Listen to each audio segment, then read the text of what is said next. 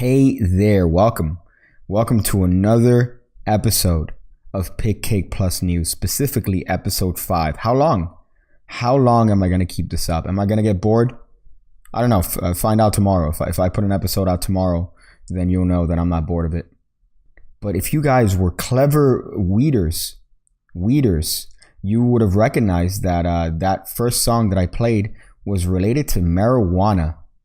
And the reason I played a song that was related to marijuana is because our first story deals with something that is related to smoking pot. That's right, eye drops. So a woman killed her husband by putting eye drops in his water. Authorities say that a South Carolina woman has been charged with murder after killing her husband by putting eye drops into his water for several days. She put Visine in his water for the past couple days and he ended up dead. What? That can kill you? God. A child could buy Visine. And so I looked this up and apparently it's the tetrahydrozoline that could end up constricting and relaxing blood vessels, which then leads to reduced blood pressure. And it also binds to your nervous system and it could fuck you up that way tremendously. Have you ever seen Visine? It looks exactly like water.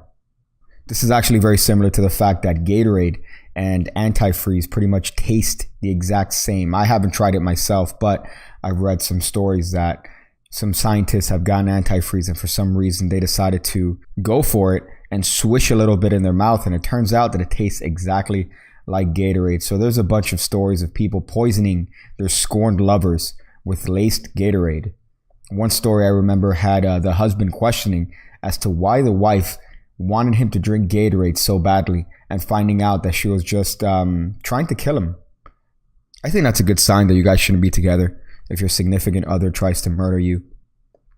So anyways, this lady ended up just putting Visine in her husband's water for a couple days and he ended up dead. Now, allegedly, this prank, quote unquote, was from the Wedding Crashers, where it led to one of the characters having a bout with diarrhea. However, see, this took it to the next level and now the guy's dead. So they are apparently investigating the whole situation. So the Pope is in the news. He decries emergency of plastics blighting world's seas. Pope Francis on Saturday called for concrete action to combat the emergency of plastics littering the seas and oceans, and he is lamenting the lack of effective regulation to the world's waters. I don't know if you guys have been to Starbucks lately, but now they give you sippy cups as opposed to straws to try to prevent the problem that is plastic, of course, from polluting the earth. Except the problem is they don't do that. Every time I've gone and get my sweet faggy treat, as I call it, I've been handed the new sippy cup and a fucking straw. So I don't understand what preventive measure they're trying to take by eliminating the problem that is straws when the sippy cup seems to not only be comprised of more plastic, but they're also handing you a straw with the sippy cup that's designed to save the environment. God damn it. I was also looking at a documentary about India where people were talking about the Yamuna River, which is a very holy river over there, and how it's no longer even considered water from how much pollution there is in there from plastics and feces and other chemicals that people have released into the river.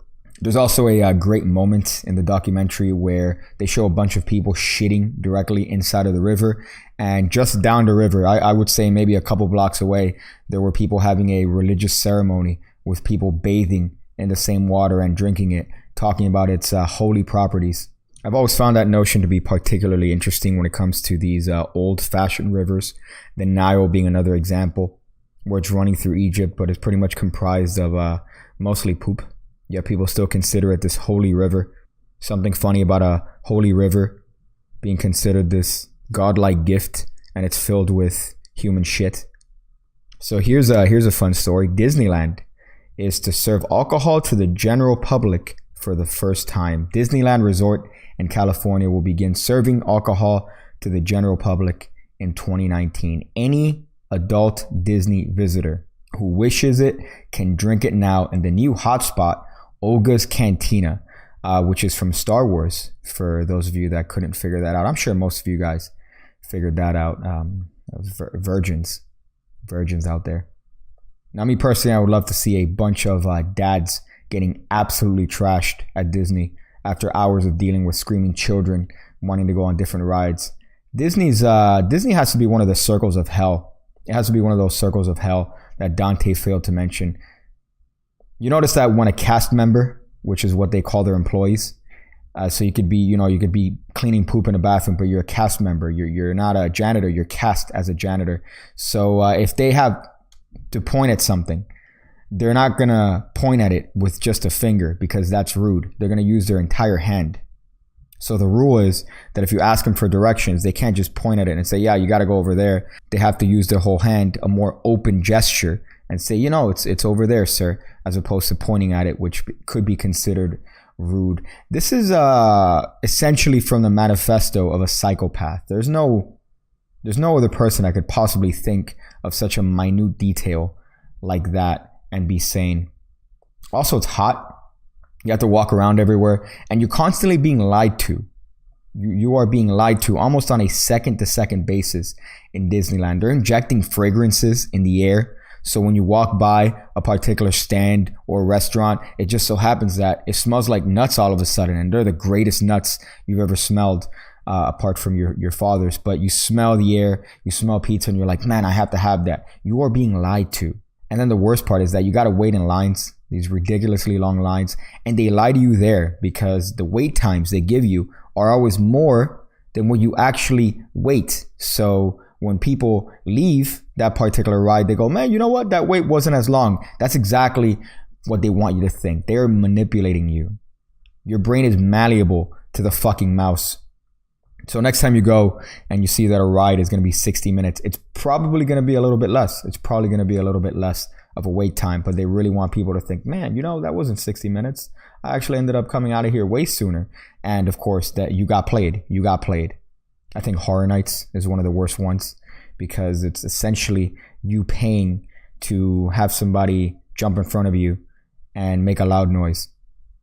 That's why they're always trying to distribute as much alcohol as possible, because by the end of the night, you have zombies just walking around. I know it's not Disney, it's Universal, but it's the same shit. It's the same shit. So speaking of Disneyland, rates of syphilis, gonorrhea, and chlamydia have reached record highs. That's right. The CDC reported this, and the CDC, of course, being the Center for Disease Control, they said that most sexually transmitted infections are transmitted by people who do not know that they are infected. How can you not know that you are infected? Your penis and your vagina, they're very simple creatures. They have very, very limited functions. And when something happens that's outside of the realm of normalcy, or something starts smelling awry after sexual contact, maybe, I don't know, get it checked out. You see a cauliflower growing on your dick, and you think you're just going to sleep it off. That's not the way it works. It's definitely not the way it works. I blame teenagers. I definitely blame teenagers for this and just thinking, no, man, I'm going to sleep it out. I'm going to sleep out my broccoli dick. I remember when I was younger, my mom was tasked to go to certain conferences for hospitals, and she would have these giant pictures of infected infected panasia, I guess, for lack of plurality. But she had these giant posters that she would keep in her car. And me, as a traumatized 8-year-old, would see these posters of dicks and vaginas with warts and cauliflowers. It's definitely contributed to my fear of penises. It's definitely contributed to that. So speaking of STDs, Florida man arrested after he allegedly gave his girlfriend a wet willy, said an affidavit. A man in St. Lucie County, Florida, was arrested when he gave his girlfriend a wet willy. See, this ties in to my northern Florida is southern Georgia hypothesis. St. Lucie is more towards northern Florida, way past the threshold of Fort Lauderdale that I established in a previous episode. Because if this happened down here, the police wouldn't have even come out. They wouldn't have even come out for that sort of shit. I've called the police on a homeless man that was actually masturbating in front of the establishment that I was working at, and they never showed up. The guy, I imagine, finished, and got out of there before anything could even happen. But, they never even showed up. So if it's a Wet Willie, I doubt they're going to get out and try to track the infamous Wet Willie bandit. So he was arrested on battery charges for giving his wife a Wet Willie. According to her, he was drunk and belligerent. According to him, he was sober. Either way, can you imagine how many children would be on death row for Wet Willies if this was a legitimate crime? If somehow this constituted battery and you had a whole bunch of kids just in jail lining up, getting searched, being put in the slammer for doing Wet Willies. Speaking of wet, Mexican City police are told to ignore most sex in public. They've ordered cops to look the other way when it comes to people fucking in public. What? Is that really a thing? So some proponents of this are saying that this change protects the publicly amorous from being shaken down by bribe-hungry officers, which is apparently a common practice. Of course, the critics of this are saying, yeah, but people are going to be fucking in public while I'm trying to work. I'm here trying to get to work, and I had to step over a couple that's dick deep in the middle of an anal session. People fisting in the metro. Apparently, cops over there take bribes if they see you doing a nasty in public to not rat you out. And because of this, it's very hard to find statistics because most of the cases usually end at the bribing phase. Now, call me old-fashioned, but when I think of sex, it's between a man and a woman under the watchful eye of God, marriage, and the sanctimony of their bedroom. Not in the seedy alleyway of a bar or in the backseat of an automobile. Disgusting. And only missionary, by the way. Only missionary. I've heard that that's the only Vatican-approved position. So there was a burglary at the Clean Souls shoe shop in Roanoke, Virginia, which happened around 4 a.m. last Saturday, where a burglar stole 8 shoes on display. All of them, of course, being the right foot. Whatever happened to intelligent thieves? Pink Panther was dope, always sneaking past that detective that was trying to ruin his day. But they were always portrayed as intelligent and crafty. Now we got dumbasses breaking into shoe stores and grabbing shoes for 1 foot. This dude stole 8 right-footed shoes. Fucking dumbass. There was another story the other day out of Canada where a lady was trying to hide from the cops because they busted her with a stolen credit card. And she actually tried to climb into the ceiling of this particular establishment, and she fell through the roofing right into an aisle of toothpaste or whatever. We need to bring back the intelligent thief. We got Willy Wonka Rodriguez yesterday getting caught stealing from ATMs. What a pussy crime. ATMs can't even fight back.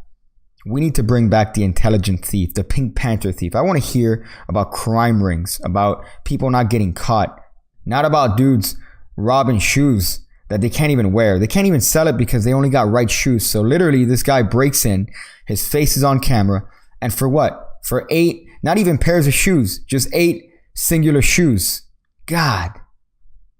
And here's a wonderful, telling way to end this particular news segment. Have y'all seen this challenge? This is precisely why we need a giant asteroid to come down and end it. So somebody remembered Mary Poppins, which for those of you guys that don't remember or were too young to watch movies back then when they were good, was a sort of a Disney musical with this magical flying nanny that was hired to tame these rambunctious group of kids. Absolutely no regard for the parents. They didn't give a shit until Mary Poppins comes down flying from her magic umbrella and taught them a lesson, as they should have, little shits. So the new challenge is to grab an umbrella and then you stand on a balcony, some sort of high ledge, and jump off. And you try to use the umbrella to try to help slow down your descent. Now, every time one of these challenges comes up, you always see people doing it. Then there's public outrage. There's some sort of public attempt to say, hey, try to prevent your kids from doing the Mary Poppins challenge. Or do you know that the cinnamon challenge could kill you? I think the best way to deal with this is to let it happen. Let them do whatever it is they want to do and try your best to ignore it.